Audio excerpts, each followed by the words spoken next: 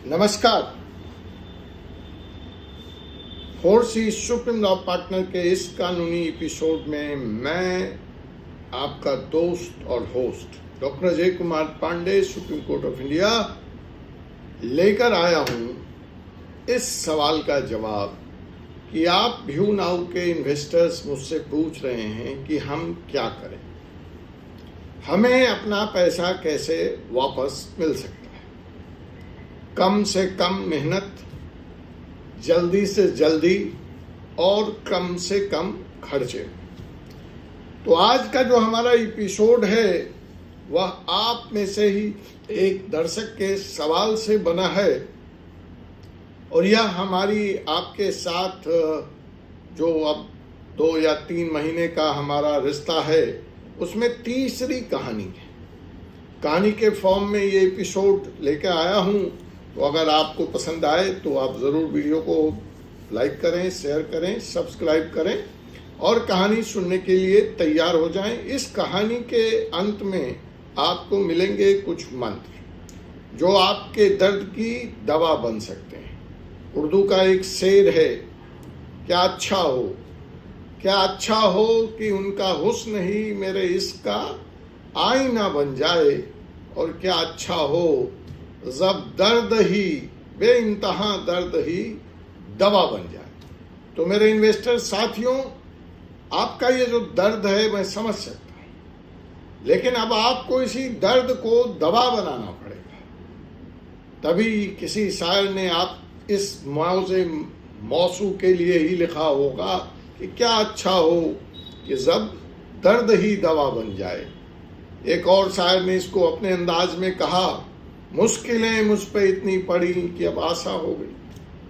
तो आपके साथ वही हुआ है कि आपकी मुश्किलें कम होने का नाम नहीं ले रही हैं, तो इसको कुछ इसी अंदाज में लेना होगा कि अब ये आशा हो जाए।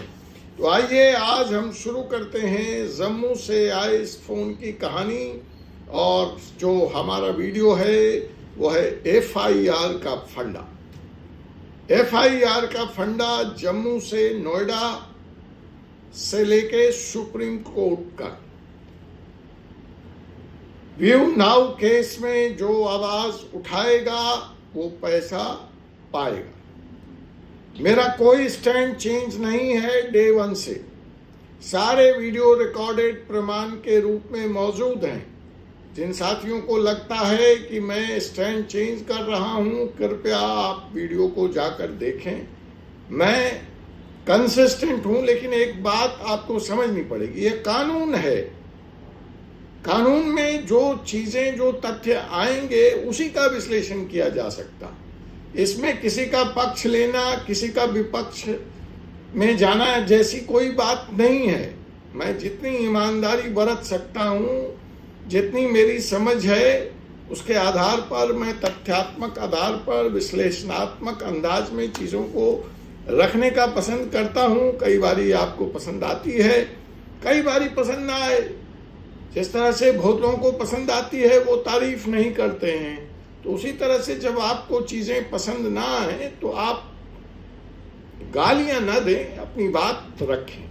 ठीक है, ईमानदारी से, सौजन्यता से, सॉफ्ट वे में भी बातें विरोध दर्ज की जा सकती हैं। कोई हम हिंदुस्तान और पाकिस्तान का रिश्ता थोड़ी है कि हमें आपको मेरे ऊपर या मुझे आपके ऊपर ब्रह्मोस मिसाइल चलाना है। ठीक है, क्योंकि अब जमाना तो ब्रह्मोस का ही हो गया। अब वो एयर स्ट्राइक्स की बात गई, पुरानी पड़ गई। जब मोदी जी वहां कड़ा देते थे बम, तो अब तो ब्रह्मोस चलता है साहब। तो ब्रह्मोस न चलाएं, क्योंकि हमारा आपका रिश्ता कानून और दोस्त का है। ठीक है, तो साहब आप इस वक्त देख रहे हैं 4C सुप्रीम लॉ का कानूनी चैनल। तो ये जो फोन आया, ये जम्मू से फोन आया और इस फोन में मुझसे जो सवाल पूछा गया कि मुझे मेरा पैसा कैसे वापस मिलेगा, तो मुझे जो बताना था, जो मैं पिछले वीडियो में बता चुका हूं, आप लोग जब मुझे व्यक्तिगत तौर पर फोन करते हैं तो बताता हूं, तो यही बात मैंने उनसे कही, वो सारी बातें अब वो बातें यहाँ मैं रिपीट नहीं कर पाऊंगा, तो आप दूसरे वीडियो देखें, उसमें वो सारी चीज़ें बताई गई है। लेकिन यहाँ पे एक जो स्पेसिफिक सवाल उन्होंने पूछा, जो शायद आप लोगों के भी मन में हो, जिनके मन में हो, और उसका जवाब देने का प्रयास कर रहा हूँ। ठीक है, कुछ लोग जिनको ये बात पसंद न आए, प्लीज़ नाराज मत होइएगा। मुझसे नहीं पूछेगा, कुछ दूसरे वकील से पूछेगा, कोई ना कोई बताएगा, तो मुझे ही बता लेने दीजिए। ठीक है, तो जम्मू के इस इन्वेस्टर ने मुझसे कहा कि सर, मैं अब तय कर चुका हूं, बहुत हो गया, मेरी इंतजार की सीमा पार कर गई, मैंने बहुत सुन लिया, मैं अब केस फाइल करना चाहता हूं और मुझे आप गारंटी बताइए कि क्या होगा। तो मैंने कहा, आप गारंटी खेलना बंद कर दीजिए, क्योंकि गारंटी खेल के ही ये हाल हुआ है। जब आपको गारंटी लेनी थी तब आपने गारंटी ली नहीं।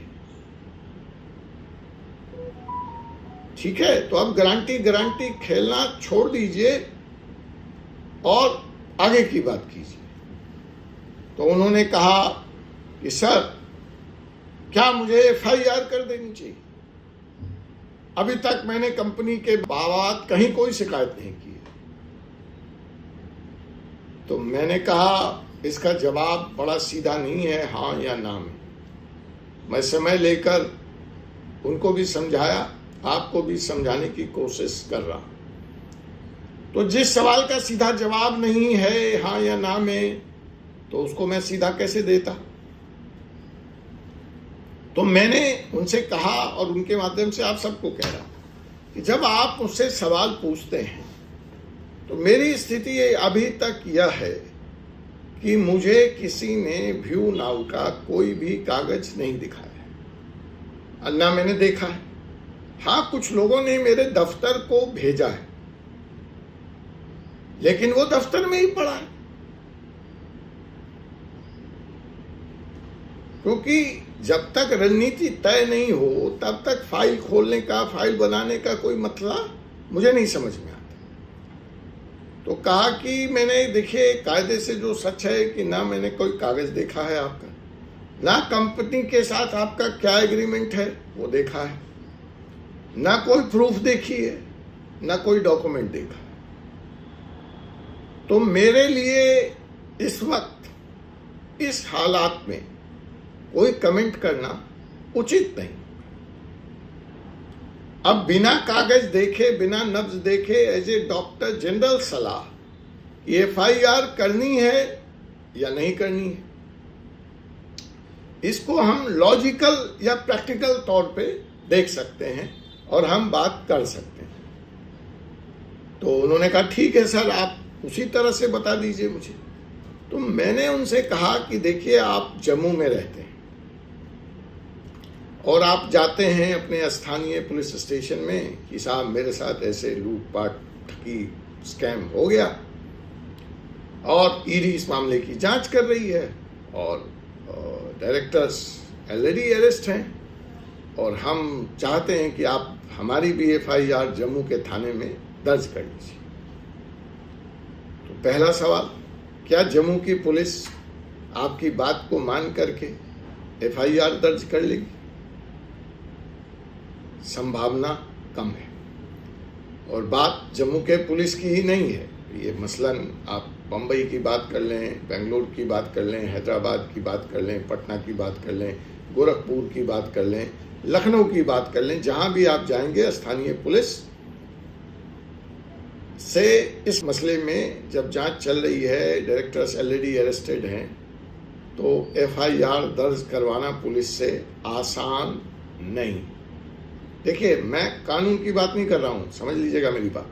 मैंने पहले ही कह दिया है कि हम लॉजिकल और प्रैक्टिकल वे डिस्कस करें FIR के सवाल पर। ठीक है, कानून में क्या हो सकता है, आपका राइट है नहीं है, that's not the topic right now.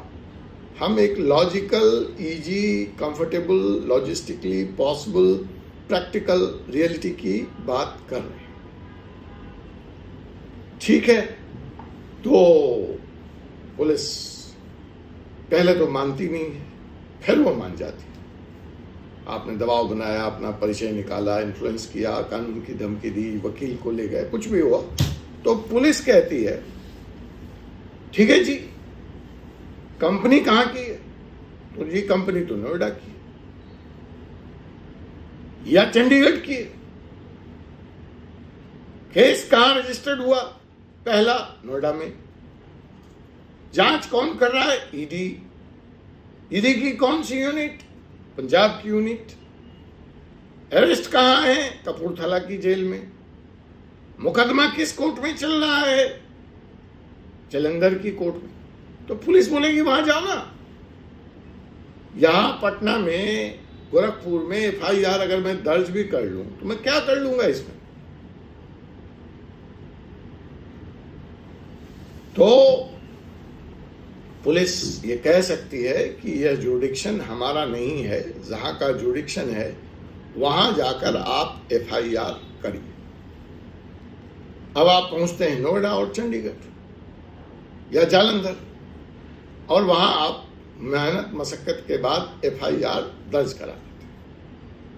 ठीक है, तो अब आप पटना से हो सकते हैं, गोरखपुर से हो सकते हैं, लखनऊ से हो सकते हैं, जम्मू से हो सकते हैं, बंबई से हो सकते हैं, और आप यहां आके एफआईआर दर्ज करा लेते, वहां भी दर्ज करा लेते। अब रोज रोज आप थाने जाएंगे तो पुलिस कहेगी चलिए एफआईआर तो आपकी दर्ज कर ली, अब आप समझते हैं कि हमारे पास इतना फुर्सत है और हमारे पास सिपाही है, या वो यहाँ से आपके केस की जांच करने कपूरथला जेल जाए, जालंधर जेल जाए, वहाँ एप्लीकेशन लगाए और रिमांड पे खरूड़ दंपत्ति को खींच करके अब वो महाराष्ट्र ले आए या उत्तर प्रदेश गोरखपुर ले आए या बिहार ले आए। Sorry, we are busy, we don't have time. और अब इधर हुआ कि तो फिर आप नोएडा या चंडीगढ़ में आ गए और यहाँ आपने कहा भाई ऐसा ऐसा हुआ, यहाँ कंपनी है, लेडी एफआईआर है, इसमें हमारी भी कंप्लेन ले लो। उन्होंने ले लिया। अब क्या आपके लिए संभव है कि जब जब आपको पुलिस नोएडा या चंडीगढ़ बुलाए आप अपना काम छोड़कर गोरखपुर, लखनऊ, पटना और जम्मू से नोएडा या चंडीगढ़ आएंगे? इसलिए दोस्तों एक छोटी सी वानगी दी, एक छोटा सा ट्रेलर दिखाया आपको एफआईआर के सवाल पर। तो इसी तरह से मुकदमे तो कई हो सकते हैं और कहीं भी हो सकते हैं। वह मसला वो नहीं है, मसला ये है what is practical, what can give me quick relief, easy relief with in reasonable period of time. अब देखिए, जालंधर की एक अदालत में हमारे एक सरदार जी ने, हमारे एक वकील भाई ने रिफंड का मुकदमा तो लगा दिया। मुकदमा स्नेह गति से 3 या 4 डेट पर आगे भी बढ़ चुका है। माननीय डिस्ट्रिक्ट जज के यहाँ वो अभी है, अगली तारीख है उसमें कुछ अगस्त वगस्त की। तो 3, 4, 5, 6 महीने तो निकल गए। तो क्या आपके पास इतना टाइम है? फिर इतना टाइम है तो पूरा ट्रायल खत्म हो जाने दो ईडी का, पीएमएलए की अदालत में, तब लगा लेना मुकदमा, कर लेना आपने रिफंड की मांग, जैसे कि कुछ साथी कह रहे हैं। तो फिर से मैं वहीं आ रहा हूं कि क्या प्रैक्टिकल है, क्या लॉजिस्टिकली संभव है, और मौजूदा हालात में इस जंजाल से, इस दुष्चक्र से, इस चक्रव्यूह में जो आप फंस गए हैं, इससे निकलने का बेस्ट तरीका क्या है? बेस्ट के साथ साथ हमें कॉस्ट इफेक्टिव भी चाहिए, क्योंकि जिस किसी से कहा जाएगा पैसे खर्च करो, उसको यहां दर्द होता है, यार पहले ही लुट गया, पहले ही बर्बाद हो गया। तो देखिए, आपको अपने इस डायलेमा से तो बाहर निकलना पड़ेगा। आपके साथ सब अच्छा अच्छा हो रहा होता तो आप क्यों किसी वकील को फीस देते? आप उसका चेहरा भी ना देखते, आप मेरी वीडियो भी ना सुनते। क्यों सुनेंगे? मैं तो इतने दिन से वीडियो बना रहा हूं, किसी ने सुना क्या? तो भैया जब आपके घर में दिवाली मन रही थी तो आपकी दोस्ती पटाखे वालों से थी। तो इस वक्त जब आपके यहां अंधेरा है तो आपको रोशनी चाहिए, बल्ब चाहिए, बिजली चाहिए, पटाखे नहीं चाहिए, मिठाई नहीं चाहिए, कपड़े नहीं चाहिए नए। तो वो बिजली वाला पैसे लेगा, तो वो बल्ब लगाएगा, तो आपको राहत मिलेगी। तो लेकिन मजबूरी है, पैसे तो है नहीं। तो कॉस्ट इफेक्टिव क्या होगा, ये दूसरा सवाल है। बेस्ट रेमेडी चाहिए, कॉस्ट इफेक्टिव रेमेडी चाहिए, प्रैक्टिकल लॉजिस्टिकली पॉसिबल रेमेडी चाहिए। अब सुप्रीम कोर्ट में मुकदमा लगा दें, रोज जालंधर से वकील साहब कहें आ जाओ, जम्मू से आ जाओ, तो कैसे चलेगा? इलाहाबाद में मुकदमा लगा दें और कहें आ जाओ, दुनिया भर के जगहों से, हैदराबाद से, बेंगलोर से, मुंबई से, सब जगह हैं इन्वेस्टर्स, फोन करते रहते हैं मुझे। तो भैया कॉस्ट इफेक्टिव के साथ साथ हमें लॉजिस्टिकली प्रैक्टिकल पॉसिबल तरीका भी चाहिए और फिर जल्दी भी चाहिए। हम बरसों बरसों इंतजार नहीं करेंगे तो हम में और आदर्श घोटाला और सहारा और दूसरे स्कैम्स जिसमें भी पैसे मिले या मिल रहे हैं, PACL, पर्ल, फर्क क्या? तो ये भी सवाल है। तो जवाब जो है कि सॉल्यूशन, आप बार बार पूछते हैं सॉल्यूशन क्या है, पैसा कैसे मिलेगा? तो भैया सॉल्यूशन FIR हो सकता है, मैं ये नहीं कह रहा, लेकिन वही एकमात्र रास्ता नहीं है।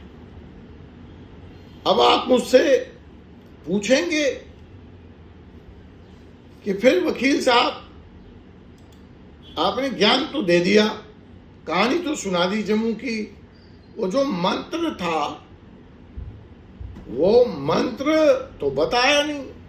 तो साहब देखो, कानून स्पष्ट है, गूगल करो, किसी भी वकील से बात करो, ED से लेकर PMLA से लेकर हाई कोर्ट से लेकर सुप्रीम कोर्ट तक का रास्ता खुला है। PMLA एक्ट से लेकर बर्ड्स एक्ट से लेकर तमाम कानून खुले पड़े। पिछले एपिसोड में सेक्शंस भी बता दिए कि PMLA के किस सेक्शंस में आपको अपना पैसा वापस मिल सकता है। कानून कहाँ बात करता है कि अदालत तो यही पूछेगी, जुडिक्शन बताओ, मेंटेबिलिटी बताओ, और दोनों साबित कर दिए तो बताओ किस कानून में तुम्हारी सुनवाई कर दे। तो वो सारी चीजें मैंने वीडियो में बताई है, उसको यहां रिपीट करने का फायदा नहीं है। अब आती है रणनीति क्या होगा। तो रणनीति तो जब विषय वस्तु सामने आएगी तभी तय की जा सकती है, और उसकी जो बेसिक पॉइंट है वो यही है, कम खर्च हो, ज्यादा भाग दौड़ ना करना पड़े, और सस्ता सटीक टिकाऊ रास्ता। लेकिन आवाज तो उठानी पड़ेगी। आवाज उठाना ही सबसे बड़ा कानूनी हथियार है। FIR करके केस दर्ज कराना तो मकसद नहीं है हमारा। मकसद तो ये है ना कि पैसा मिले, हमें रिलीफ मिले। हमारी बात कहाँ सुनी जाएगी? FIR करके पुलिस के पास, पिटीशन फाइल करके जज के पास। तो आवाज वहीं लगाइए जहां दरवाजा खुलने की गुंजाइश हो, जहां असर हो। वरना एक बात मेरी याद रखिए, चुप रहिएगा वो भुला दिया जाएगा, जो चुप रहेगा वो भूल जाएगा, वो भुला दिया जाएगा। अब तय आपको करना है कि आपको भूल जाना है, भुला दिया जाना है, या आपको अपनी आवाज बननी। अगले एपिसोड में फिर लेकर आऊंगा एक नई कहानी जो आपको देगी नई उम्मीद, नई रोशनी। बट एक बात याद रखिए, हार के बाद भी हिम्मत नहीं खोना है। हिम्मत बनाए लेना है, रखना है, लीगल एक्शन लेना है, स्मार्ट बनना है, भावनाओं में नहीं बहना है। It's time of not emotion, it's time of strategy. तो मैं हूं doctor Ajay Kumar Pandey, supreme court advocate, आपका दोस्त, और आप देख रहे हैं 4C सुप्रीम लॉ, जहां कानून बोलता है और सच्चाई दिखती है। अगर ये वीडियो आपकी आंखें खोल पाया हो तो इसे हर व्यू नाउ इन्वेस्टर तक तो पहुंचाइए। ऐसे धोखाधड़ी के शिकार हुए दूसरे साथियों तक भी पहुंचाइए। जय हिंद, जय न्याय।